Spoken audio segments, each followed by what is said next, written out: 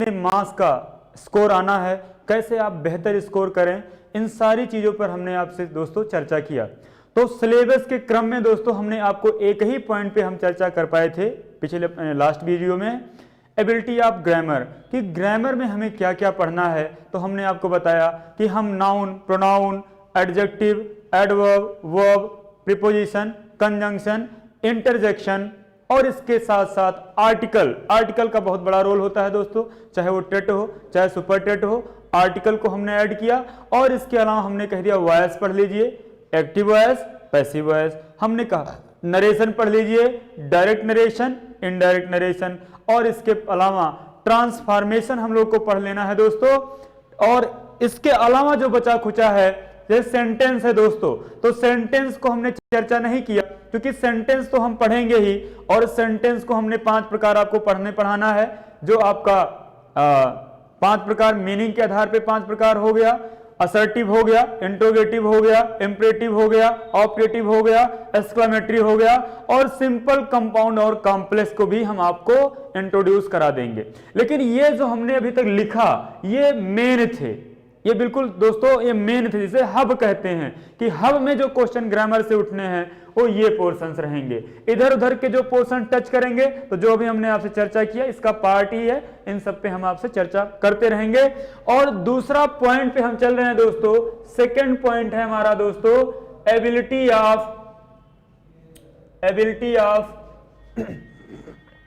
Word power. दोस्तों ability of word power, हमने आपसे कहा दोस्तों कि शब्द को समझने की योग्यता आप में हो जाए, शब्दकोश की योग्यता हो जाए आप में, शब्दकोश की योग्यता। दोस्तों मैं आपको बता दूं कि इंग्लिश ग्रामर का या इंग्लिश लैंग्वेज का, ग्रामर तो छोड़िए दोस्तों, अंग्रेजी पूरी भाषा की मैं बात कर रहा हूं। यदि पूरे भाषा की सबसे की एलिमेंट की बात किया जाए कि अंग्रेजी में कैसे कमांड हो, तो उसका केवल एक जवाब होता है दोस्तों, वो होता है आपका वर्ड पावर। किसी भी प्रकार से आपको शब्द को समझने की योग्यता आप में हो जाए, आप बेहतर स्कोर करने लगेंगे दोस्तों। बिल्कुल, शब्द को समझने की योग्यता आप में हो जाए, आप में वर्ड पावर का ज्ञान हो जाए, और कोई भी कंपटीशन हो उसको जो सबसे मेजर पोर्शन में प्रभावित करता है दोस्तों, वो हमारा वर्ड पावर होता है। हमने आपसे कहा या नहीं कहा, अभी कह रहे हैं कि आप कभी बार मूल्यांकन किए कि आप हिंदी क्यों अच्छा बोलते हैं या आपको हिंदी क्लास क्यों अच्छा लगती है? क्योंकि दोस्तों आपके पास हिंदी के शब्दकोश बेहतर होते हैं।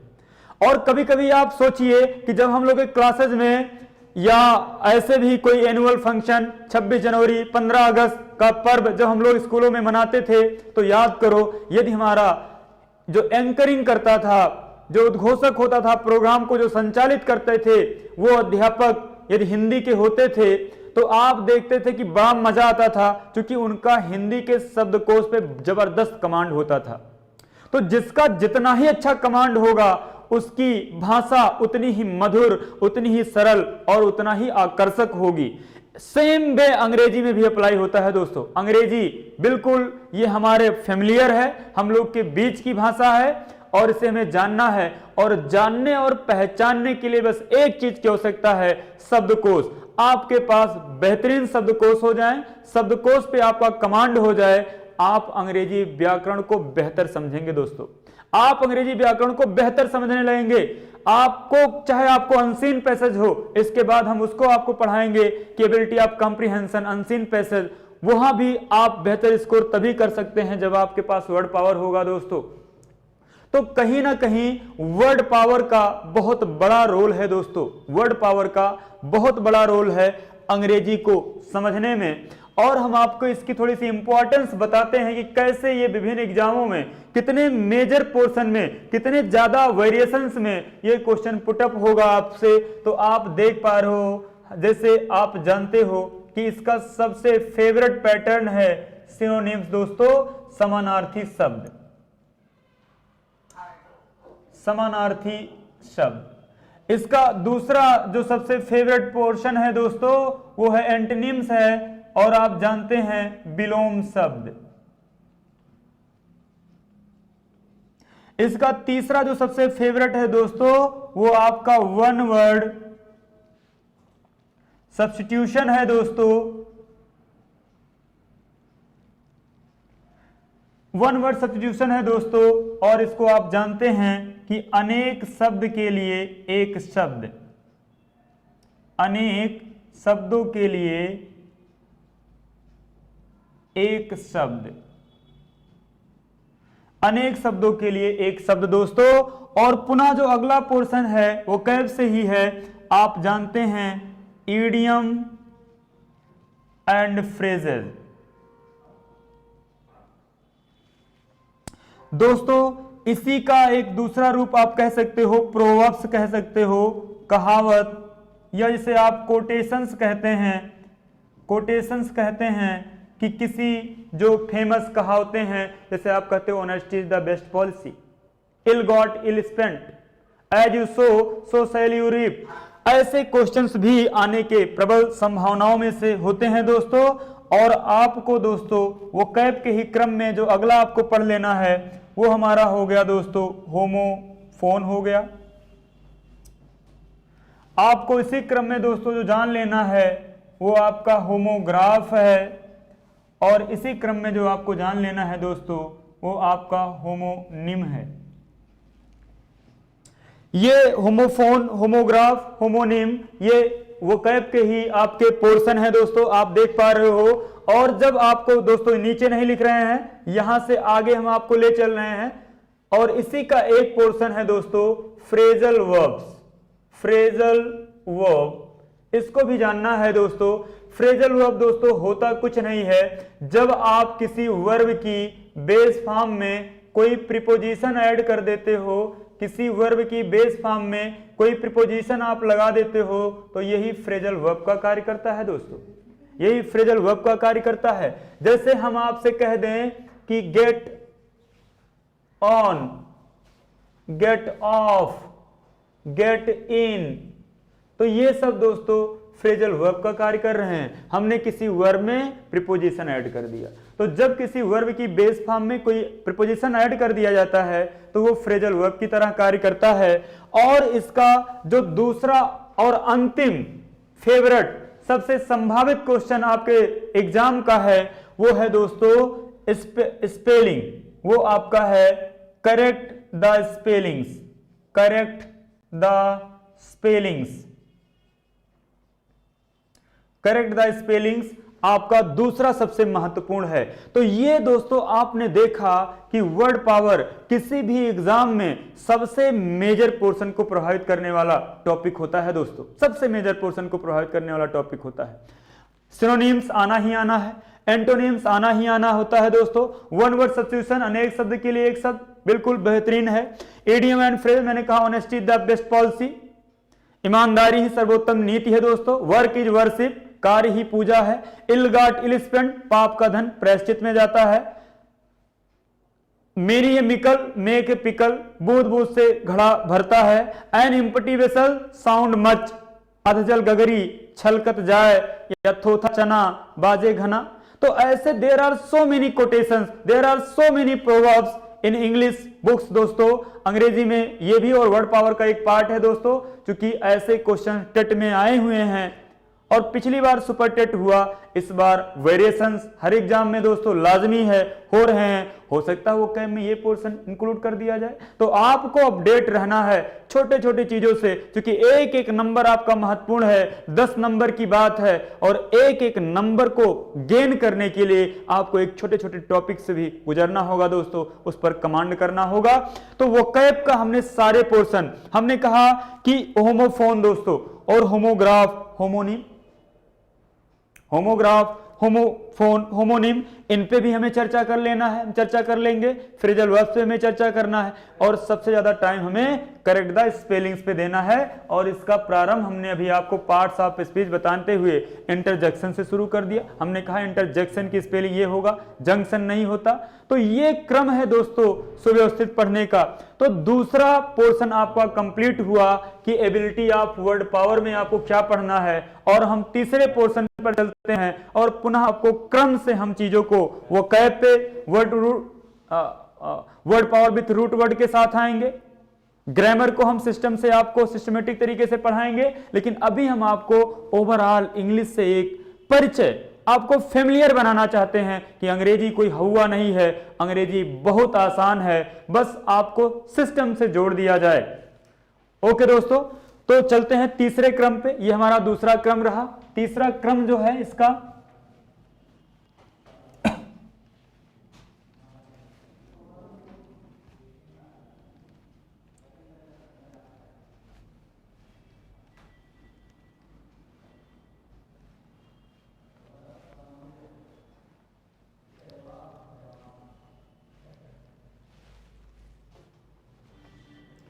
तीसरा क्रम जो है इसका दोस्तों वो ये है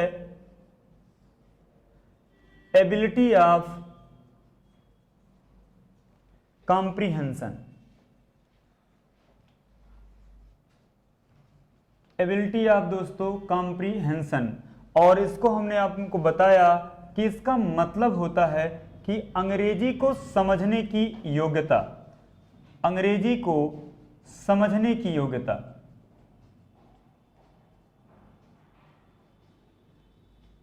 अंग्रेजी को समझने की योग्यता दोस्तों, कि अंग्रेजी को बेहतर आप समझ सकें, ये योग्यता बहुत जरूरी है दोस्तों, क्योंकि इंग्लिश को इतने गलत तरीके से दोस्तों रिप्रेजेंट किया गया है कि अंग्रेजी है तो इसको लर्न कर लेना है, इसको ये कर लेना है, तो इसको क्यों लर्न नहीं करना है दोस्तों। अंग्रेजी को पहले आपको समझना होगा, क्योंकि अंग्रेजी बहुत ही कंसेप्चुअल सब्जेक्ट है, कॉन्सेप्ट पे आधारित है। यदि आप एक बार इसके बेसिक से, सिस्टम से कनेक्ट कर ले गए अपने आप को, तो आपको 10 में 10 या कम से कम 10 में 8 मार्क्स लाने से कोई रोक नहीं सकता है दोस्तों। ऐसा हम नहीं, ऐसा हमारे वीडियोज आपको आगे चल के बताएंगे कि बिल्कुल ये पॉसिबल हो सकता है यदि आप मेहनत करेंगे। तो एबिलिटी ऑफ कॉम्प्रिहेंशन की हमने चर्चा किया दोस्तों। अब एबिलिटी ऑफ कॉम्प्रिहेंशन में जो आपको पढ़ना है, सुपर टेट के पॉइंट ऑफ से जो पढ़ना है, वो दोस्तों इसी का एक फेवरेट होता है, that is called unseen passage. Unseen passage क्यों इसको दोस्तों इस कैटेगरी में हम रख रहे हैं, ये कोई निर्धारित नहीं है, ये इसलिए क्योंकि दोस्तों अनसीन पैसेज को बेहतर वही कर सकता है जो रट्टा नहीं, जिसमें दोस्तों अंग्रेजी को समझने की योग्यता होगी, जिसमें अंग्रेजी के पैसेज को पढ़ करके उसके थीम को पॉइंट आउट करने की योग्यता होगी। और ये योग्यता तभी डेवलप होगा जब आपका शब्दकोश स्ट्रांग होगा, आप पढ़ते ही उसका हिंदी अर्थ जान गए, क्या राइटर पूछना चाह रहा है, किस पॉइंट पे फोकस करना चाह रहा है, आप जान लिए, तो आपको क्वेश्चंस का आंसर देने में कोई प्रॉब्लम नहीं होगी दोस्तों। और ये डेड श्योर पोर्शन होता है, लास्ट ईयर भी सुपर टेट में आया और निश्चित रूप से इस साल भी आने की प्रबल संभावना है। और अनसीन पैसेज में स्कोर करना उस दिन आपके लिए आसान हो जाएगा जिस दिन आपका वर्ड पावर स्ट्रांग हो जाएगा। मैं बार बार वर्ड पावर पे आपको कहीं ना कहीं ले चलना चाह रहा हूं, क्योंकि शब्दकोश ही आपको अंग्रेजी में रुचि उत्पन्न करेगी, शब्दकोश ही कहीं ना कहीं आपको बेहतर स्कोर की तरफ ले चलेगी दोस्तों। तो इसलिए अनसीन पैसेज एक महत्वपूर्ण रोल में है सुपर टेट में दोस्तों। और अनसीन पैसेज का क्या क्राइटेरिया हो सकता है किसी एग्जाम में, चर्चा हम कर लें आपसे दोस्तों। तो एक इसका क्राइटेरिया स्टैंजा के रूप में हो सकता है, स्टैंजा के रूप में, जो आप में अभी तक नहीं आया, लेकिन प्रिपेयर रहना है, सिलेबस जो भी आएगा देखा जाएगा। एक इसका रूप स्टैंजा होता है दोस्तों, स्टैंजा फॉर्म जिसे आप कहते हो।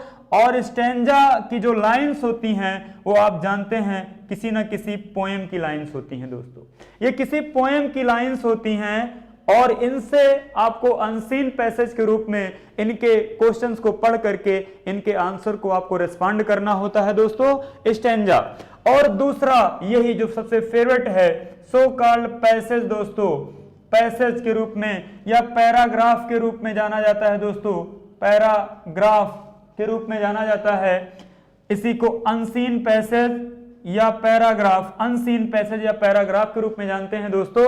और इसकी जो एक्सपेक्टेड जो सिलेबस है या एक्सपेक्टेड जो कि कहां से ये प्रश्न पूछे जाएंगे, अनसीन पैसेज पैराग्राफ, तो आप जानते हो ये किसी प्रोज का पार्ट हो सकता है या किसी ड्रामा या सो कॉल्ड, इसे ड्रामा को, नाटक को हम एक और नाम से जानते हैं नॉवेल, उपन्यास। तो ये जो प्रोज है या अनसीन पैसेज है या पैराग्राफ है, ये कुछ प्रोज की लाइनें, जैसे इंटर में है आपका माई स्ट्रगल फॉर एन एजुकेशन, शिक्षा के लिए मेरा संघर्ष, हो सकता है उसकी लाइन आ जाए। ड्रामा, इसी को जैसे मर्चेंट ऑफ वेनिस चल रहा है आपका, इंटर के सिलेबस में है, वो एक नॉवेल है, वो एक ड्रामा है, प्ले है, शेक्सपियर के द्वारा लिखा गया और बहुत बेहतरीन प्ले है दोस्तों, बहुत ही बेहतरीन प्ले है। जब टेट में इससे क्वेश्चन इससे पहले विगत कई सालों में आया करते थे, लिटरेचर जब आपके सिलेबस में हुआ करता था तो हम लोगों ने बेहतर इसको पढ़ाया हुआ दोस्तों, हो सकता है उसकी लाइन्स आ जाए। तो ये जो अनसीन पैसेज के रूप में आएगा, यही आपका अनसीन पैसेज होता है और आना श्योर है आपको, तो इसके लिए आपको मेंटली प्रिपेयर होना है। बाकी जो दो पोर्शन है इसके सिलेबस को निर्धारित किया गया वो आपको नहीं पढ़ना है। दूसरा दोस्तों क्लोज टेस्ट के रूप में होता है और ये आपको नहीं पढ़ना, इतना टफेस्ट नहीं पूछा जाएगा। और तीसरा दोस्तों इसका पैरा जंबल द सेंटेंस होता है और ये भी आपको नहीं पढ़ना है, पैरा जंबल द सेंटेंसेस, जिसको आप PQRS के रूप में जानते हो, ये भी आपको नहीं जानना है। तो इन दोनों चीजों पे आपको बहुत मेहनत नहीं करना सुपर टेट के पॉइंट ऑफ व्यू से। बाकी और किसी कंपटीशन की आप तैयारी करते हो तो बिल्कुल जानना, यही लेवल है, यही सिलेबस है, यही सिस्टम है और उसमें केवल और केवल आपको अनसीन पैसेज डालना है दोस्तों। तो दोस्तों कहीं ना कहीं हम आपका इंटरेस्ट क्रिएट हो, कैसे इंग्लिश का प्रादुर्भाव हो रहा है, कैसे एक सिस्टम बना कि अंग्रेजी लैंग्वेज पर आपका कमांड बने, हमने आपको बिल्कुल सिस्टम से कनेक्ट करने का प्रयास किया दोस्तों, सिस्टम से कनेक्ट करने का प्रयास किया कि अंग्रेजी भाषा 3 तत्वों से मिली हुई है, ग्रामर से, वर्ड पावर से और अनसीन पैसेज से, और तीनों का जबरदस्त रोल होता है। ये केवल टेट सुपर टेट के सिलेबस की नहीं चर्चा कर रहा हूं, ये दुनिया का कोई भी कंपटीशन हो जिसमें इंग्लिश आना है, इन्हीं 3 तत्वों से मिलकर उस सिलेबस का निर्माण होगा दोस्तों। बिल्कुल इन्हीं 3 तत्वों से, इन्हीं 3 एलिमेंट से उनका निर्माण होगा।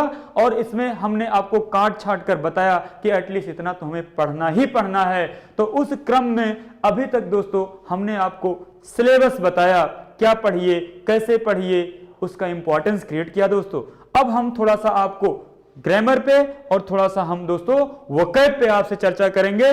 तो अभी थोड़ी सी हम आपको ग्रामर पे चर्चा करना चाह रहे हैं कि क्या है, कैसे आप बेहतर करेंगे। तो चलते हैं दोस्तों।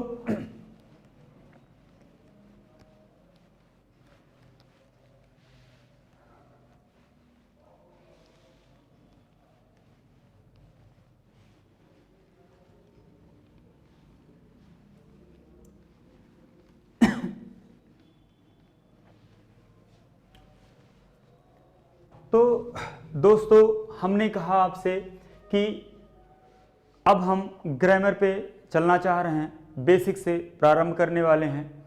पुनः एक बार जैसे हम आपको क्लास में पढ़ाते हैं उसी तरीके से हम आपको व्यवहारिक ज्ञान से कनेक्ट करते हैं, जोड़ते हैं।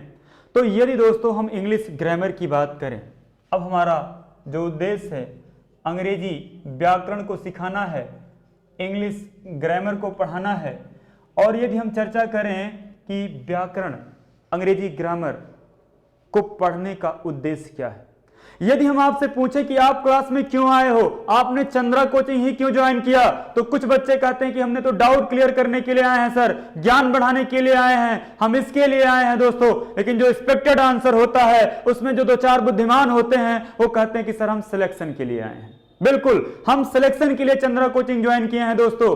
उसी प्रकार आपके भी कई आंसर्स हो सकते हैं कि इंग्लिश ग्रामर क्यों पढ़ा जाए, क्या उद्देश्य है, तो एग्जाम में ये वो। लेकिन एक जो इसका एक्सपेक्टेड आंसर है दोस्तों, जो मैं अभी पहली क्लास से आपको स्टार्ट करूंगा और लास्ट तक जब तक अंग्रेजी ग्रामर पढ़ाऊंगा, कहीं ना कहीं हर चीज को उससे कनेक्ट करता चलूंगा कि देखिए हमने पहली क्लास में आपसे पूछा था कि इंग्लिश ग्रामर के पीछे मेन मोटिव क्या छिपा हुआ है, और लास्ट तक उस मोटिव को बार बार मैं रिवाइज कराता रहूंगा कि इसीलिए हम इंग्लिश ग्रामर पढ़ रहे हैं। और वो चीज जो है हमारा दोस्तों, वो हमारा है सब्जेक्ट, वर्ब और ऑब्जेक्ट।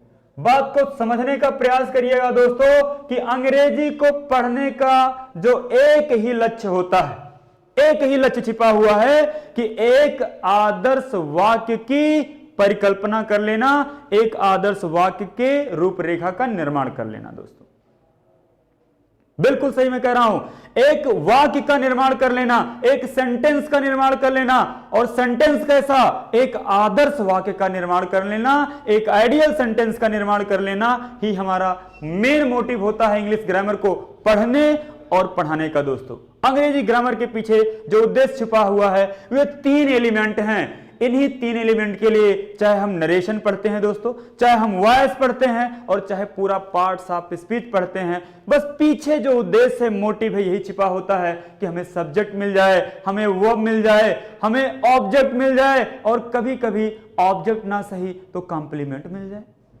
तो उद्देश्य तो दोस्तों सब्जेक्ट, वर्ब और ऑब्जेक्ट की प्राप्ति। मैंने कहा कि कोई भी सब्जेक्ट आपको तब तक बेहतर समझ में नहीं आएगी जब तक आप उसका इंपॉर्टेंस और उसका अंतिम लक्ष्य नहीं जानेंगे। दोस्तों, जब तक आपके दिमाग में यह नहीं प्रेरित करेगा, आप इससे मोटिवेट नहीं होंगे कि हमारा लक्ष्य है कि सुपर टेट में बेहतर स्कोर करके हमें सिलेक्शन लेना है, प्राइमरी में हमें टीचर बनना है, तब तक आप बेहतर अपना नहीं कर सकते, आप 100% अपना नहीं दे सकते। 100% देने के लिए, डिवोटेड होने के लिए ये रात दिन, ब्रोकर टी वाशिंगटन कहता है माय स्ट्रगल फॉर एजुकेशन में कि I was living 24 hours with one ambition that I have to